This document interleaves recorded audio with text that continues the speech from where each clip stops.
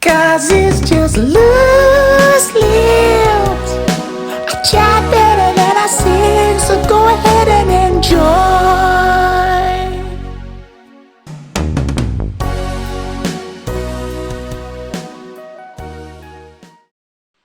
You said earlier, you're not going to let that be your destiny. You don't look at destiny in that way. Do you believe in a destiny? Well, I think that I want to say no, but I want to explain why. If someone said yes or no, black and white answer, I'd say no. Reason being is, for me, destiny means your future is written out, and no matter what you do, there's no way to change it. You're going to head in that direction, and the traditional way of destiny is your path is your path. It's been pre-written, preordained. It's written. You just follow it. Where's the power in that? That's how I feel about destiny. I believe that there is, if there's a destiny, then I'm just a puppet to my destiny. I'm not controlling anything. I'm not in charge of anything. The way it will be is always the way it will be. It's a powerless position. Whereas I believe that you can control your destiny in terms of, yes, someone might be able to say, if you continue down this road, your destiny will be this. But at any given moment, you can change the course of your destiny and change direction. That's the power that we have, that power of free choice, free will, whatever you want to call it. But overall, I don't like the concept of destiny because I feel like it's a powerless concept. That's an amazing analogy and breakdown of that. I believe in destiny, but I would have attained your explanation. But for me, why I believe in it, but Yeah. I understand why you don't through your explanation, even though it's quite a similar path. Like, I feel like the journey that I'm on, what guides me and raises me is, I know it's my destiny, but I know that it can veer. I know that if something comes, I can climb over it because I'm getting to that point. But at no point is that detrimental to what if I have to go left for a while and do something there, or I'm still always going to come back here. But how you brought that down, I fully get as well. It seems like it's almost like I'm saying no, but it's kind of yes, and you're saying yes, but it's kind of no. It's like flexible. It's like a flexible destiny, isn't it? I definitely am down for a flexible destiny of you know that this something's meant for you, but you're willing to change your approach until you get there, and you might be heading in this direction, and you might have to change course. There's still power that you have within that destiny, right? There's still something that what I think the point that I'm trying to make is, you are active. If there is a destiny, you are active in it. You're not passive to it. It's not just like I can sit here in my room and things will just happen for me. I have to be involved in my destiny. And, to loop it all the way back round, what you're also doing is you're looking at it saying, I'm meant to do this. That is also your intention now. And because it's your intention, you do the work. Oh, mate, that's checkmate, that. Whoa. I love how you flip that. How then, I mean, speaking to you now, and it's just oozing out of you, it's just flowing out of you, but obviously you touched on a place where you were at. So, how long has that shift been? How long has that transition been, like in years, or, the work that you put in? So I've been coaching for it's coming up to 8 years now. But for me, it is constantly work in progress. There's never a level that you hit and you think, oh, I'm good now, or like, I've got enough knowledge. I have the moments all the time where it's like, that's just flip the script on everything not flip the script completely, but it's like, it's just added a new level of enlightenment, of knowledge. So it's never ending. But I think I really struggled in my late teenage years, early 20s. I think I really struggled to find myself as a personality, to respect myself, to believe in what I was doing, until I started to learn some of this stuff. And then I started to be like, okay, piece by piece, you start building up some solid foundations within yourself. But it was a few years of heartache. It was a few years of wanting to kind of not do anything and just think, I'm just going to try and cruise my way through life. And I don't want to raise my head too far above the surface because it keeps getting chopped off every time I do that. And I don't like that feeling. I think for a number of years I was like, I'm not feeling the rejection, the feeling of downness, depression, all that kind of stuff, until I started to learn this and slowly build the confidence within me to say, no, I'm ready now. You know, I've matured as a man. I've matured as a soul, and I'm ready to start pushing this forward. And this is one thing that I am so passionate about and so into, that it does ooze at me, because it's all there. And I think, like, you know, with what you do, Ben, I see it every time I see you do something. It oozes out of you as well. It's because it's who you are. It's not an act. It's not a facade. It's not a character you're playing. It's you. And when it's you, it comes out naturally. And that's why when I do this stuff, I feel a different vibration in my body now than when I did anything else in the past, because it's like I'm home in me. I'm home, and I'm doing this for the right reasons. I'm doing this because it's who I am, not because it's something I'm trying to do. Would you also add to that though? And again, I suppose it's a bit of a subplot now, is the destiny conversation, because you got me thinking about it. But would you also add the things that you've gone through, right? Like everything you said there was felt because you've been through it. So you have to go through that in order to almost alchemize it, to then be able to help people who are in that place. Because if you haven't been to that place, you might have an idea, but you've not authentically been there. So the guidance might be cool, but that connection, that resonation, that truth, it's not there. And thank you for what you said about me. And I just speak from my heart. And I think that's why it's real as always. You know, I've been real since day. Yeah. So it's like, that's just how it is. Do you know what I'm saying? So it's like, I think what I'm saying is like, do you feel you needed to go through that in order to help along your destiny? Yeah, I do. And like definitely, there's a couple of points that I want to make with that, because it's such a good comment. Is number one, with what I do, is there's people who, you know, have been through a lot more shit than I have in their life, for want of a better phrase. And, you know, you can't always feel what they felt because you haven't been through what they've been through. I'm talking like horrific things that have happened in people's lives, the levels of pain that they must have felt. But empathy and understanding is a huge part of this role that I've taken on. But that doesn't mean I'll always be able to say, I've been through that, so I know how to put it right. Absolutely not. I'm blessed, Ben. You know, I'm having a great life. I'm enjoying it. For all the painful moments I've talked about, there's been some exceptionally high moments that, you know, other people haven't managed to have. So I'm blessed. I see myself as really blessed. So I can't always say I've been through what other people have been through. But what you can do as a coach is empathize and understand and help people through the tools and techniques. It's like exactly like a football coach. Some coaches, some of the best football coaches out there weren't ever that good at football, but they just understand the game. So for me, it's like, I can't know what you went through, as how painful it was, but what I can do is I can help you understand the rules to the game to get out of it. That's my role. And yes, and the second point, the destiny point, I forgot about that, because it's like I think we're going to trade ideas on destiny, and it's such a great discussion. And it's like almost like when you set, my intention was, I'm going to learn about this stuff, right? So I set my path, and then I believe that you might call it destiny, but I call it guidance kicks in. Then the universe goes, "Oh, you want that? Let me guide you. Let me show you some doors. Now just be open to seeing these doors that are open now, because I'm going to show you some stuff. You have to be willing to walk through it, because there's probably been so many times in your life, and definitely in mine, where you look back and you think, oh man, that was so guided, and maybe it was destiny that I found that out, but it was kind of like I was asking. It's like the genie from Aladdin, right? You ask and it gives you it. I know that's a famous analogy from The Secret, when, you know, the law of attraction and that kind of stuff. But it's almost like asking, you shall receive. I was asking at that point, show me this stuff. And I'm sure the universe had sent me plenty of messages when I was down in the dumps, but I just didn't want to see any of them. So I hear that. So that's why I think your concept of destiny is so relevant, and I agree with it completely. I actually agree completely with it, because your version of destiny is you have to be active in your own destiny, right?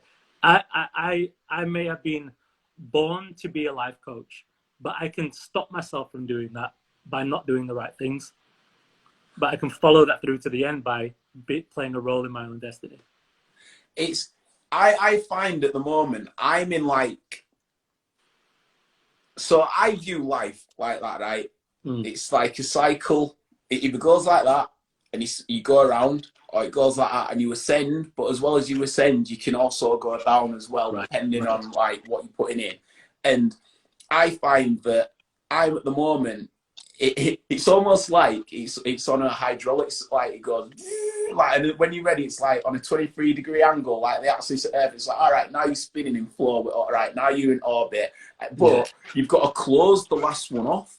And like, I find a lot of repeat situations, but it's almost like the universe is going, how are you going to respond? Show us you've responded properly so that we can close this one off. And then exactly. Do you find that? 100%. I couldn't agree with you more on that point. I truly believe the universe will put you in the situation over and over again until you learn the lesson. Once you've learned the lesson, you do level up, because it's like, okay, I'm going to test you, and if you keep failing the test, you have to reset the exam. And it's just like that. And I see it, you see it all the time with, especially when this is really prevalent, and a really good example of this is like relationships, because you see people who they're like, oh, I broke up with my last ex-boyfriend or girlfriend. Why? Because they were abusive and blah, blah, blah. And then they get into another relationship, and it's like, it's the same abusive partner, different skin, different person, same behavior. And then you go and you think that person is going to end up with that same type of person until they learn the lesson, which is respect yourself. You deserve better than this. Then as soon as they get to that point, it's like they don't attract those situations anymore. And the universe knows you've got it. Onto the next lesson.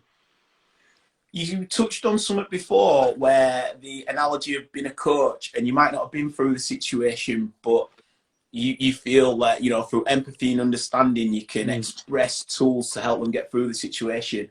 And you know, today's loose lips, right? Like, I'll be real, obviously we go back, but like, I weren't, like, about half an hour before the first one at 2:30, I was ready to pull them all, because which really shook me what's going on in America at the minute. You know, is it George Floyd, the brother? I don't know if you've seen.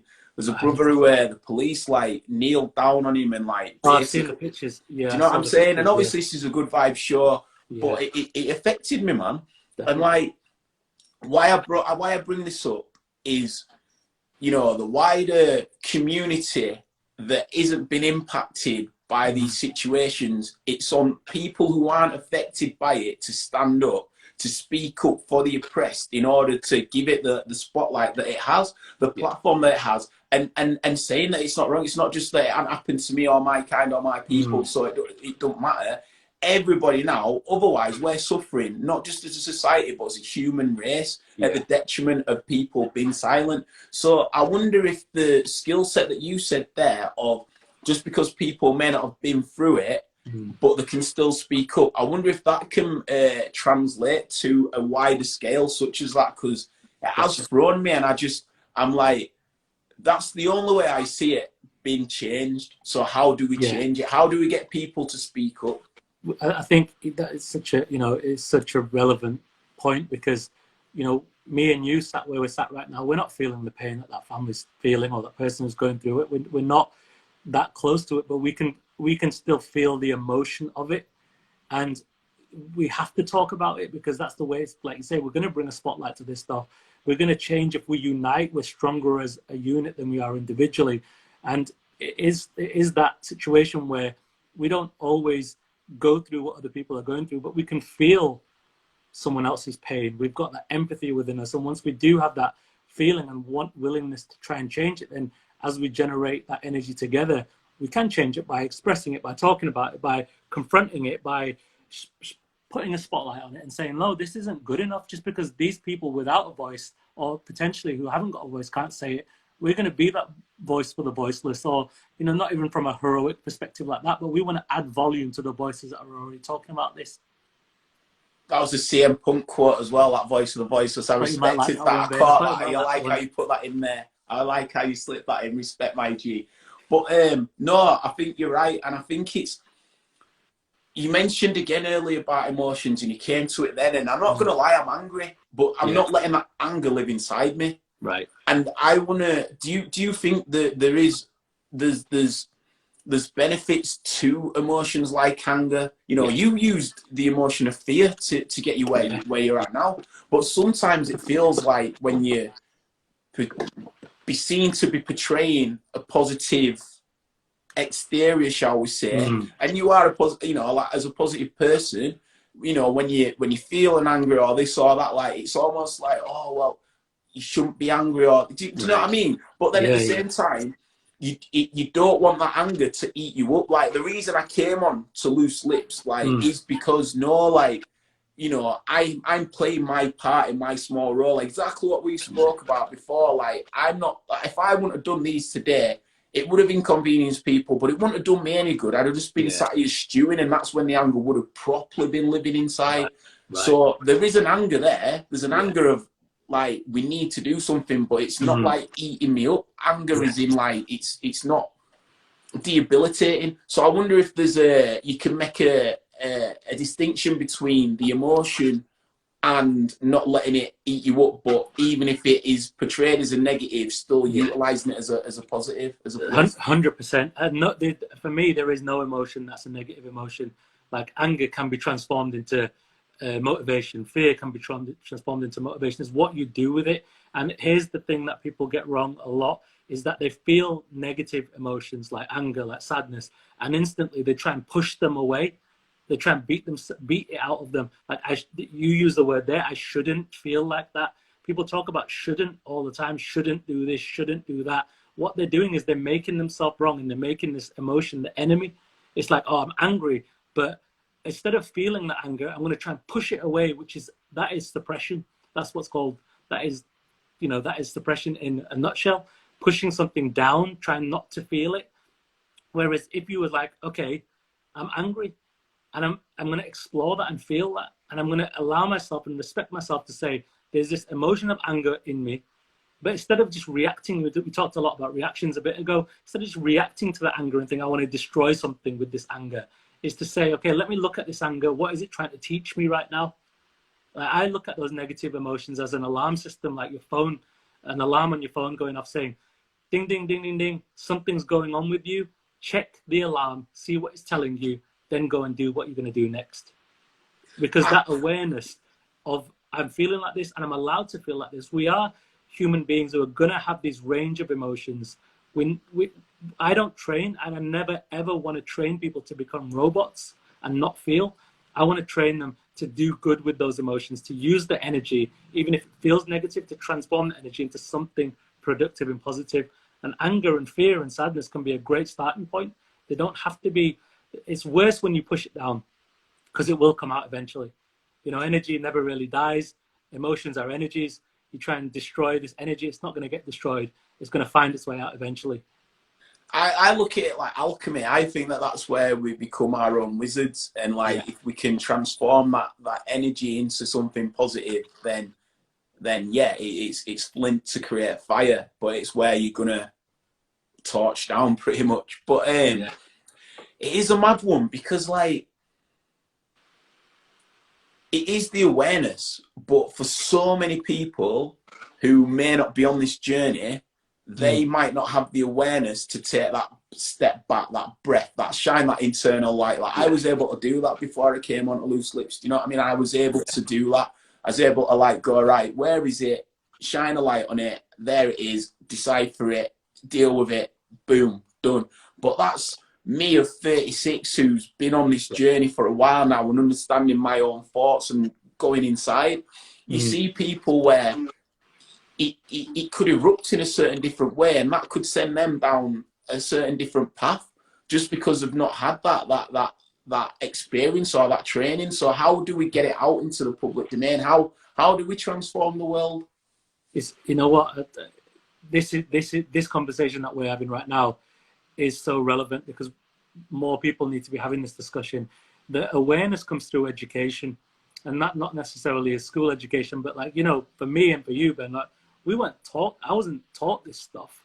I kind of like, you know, not necessarily stumbled upon it, but you start asking the right questions, you get the right answers. But I'm fortunate that I started asking better questions, but there's not that general awareness out there.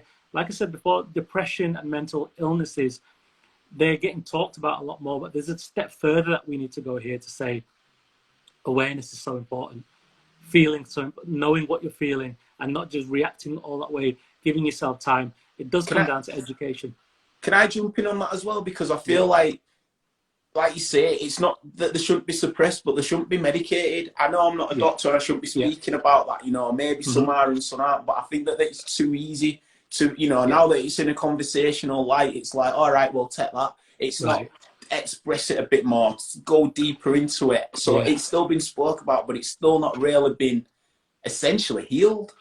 I'm with you because, you know, I'm not here to give anyone any kind of medical advice, and I never will touch that. But I do know that there's a lot of people on antidepressants who are still depressed.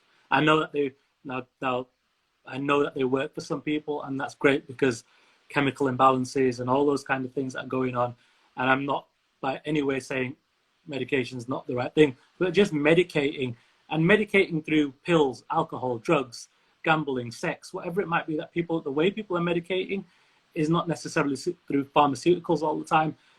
But on that, you know, I remember watching this documentary, and it was this like an old wise man, and he was saying, I don't understand why people are so like against depression. Depression is something you're supposed to go through in your life. It's just everybody's gonna feel it. Like, you're gonna go through this stuff. It's not an illness. I've heard it as described as like shedding a skin. Like Jim Carrey says it, I think, or he might have reposted it, but he was saying when you reach depression, it's telling you that what you're going through is not for you. It's almost like you need to now step out of this cocoon and go into the life where you want it to be. This and it is about what can you learn to help you level up in life through these feelings. What can you learn from the feelings? What are they trying to teach you? We don't do that as a society. We go, bad feelings, get rid of them as fast as you possibly can, and don't tell anyone that you're feeling it either. And it's like, so what you're going to learn from that? You're going to learn to suppress. You're going to learn to hide. You're going to learn destructive coping mechanisms. You're going to learn all this stuff just to get it out of your system as fast as possible and hope no one knows that you're depressed. Whereas actually, all these things that we're going through, like shedding, like exactly like shedding the skin, it's like, okay, let me feel it and let me get rid of it in a productive way. And that productive way is, what can I learn from this and how can it make me better? Those are the two key questions that we need to focus on, not how do I get rid of this and how do I not feel it? 'Cause it's just love.